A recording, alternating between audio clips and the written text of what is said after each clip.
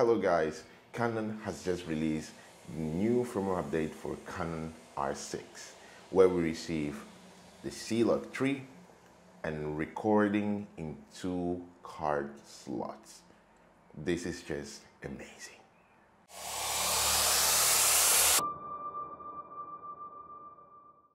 So if you are new here, consider subscribing, and if you are an old subscriber, thank you to keep supporting me.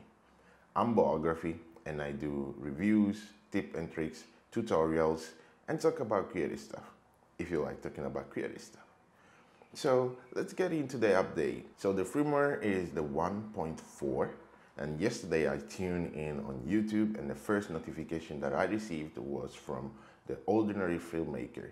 He's an awesome YouTuber where he always shares news and stuff like that. So if you want to subscribe to him and follow him too for news, I will leave the link down below.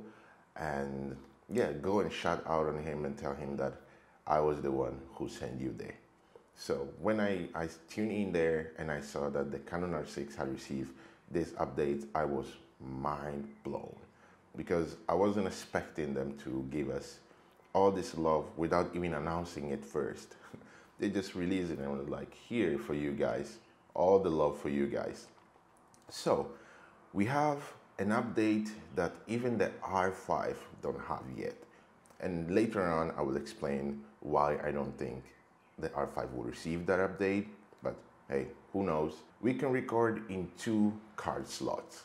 Now, that's amazing because for who use the Canon R6 professionally, he needs to record in 2 card slots inside the camera, because it's crazy that they didn't even give us that option before.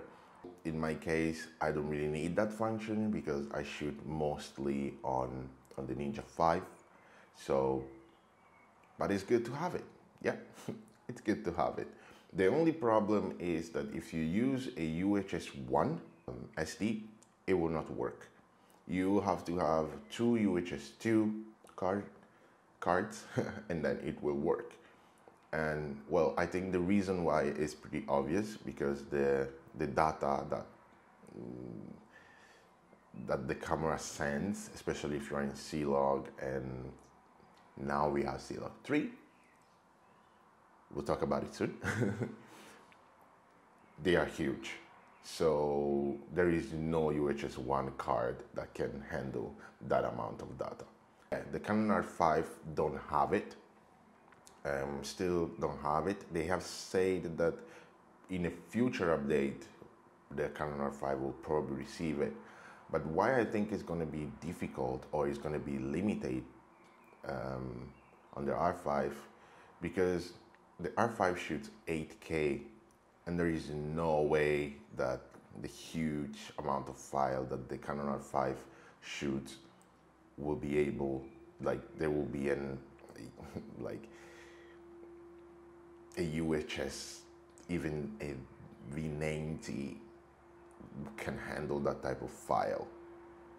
So, or maybe Canon will do some kind of raw light, maybe that is light, really light, for a SD to record, to be able to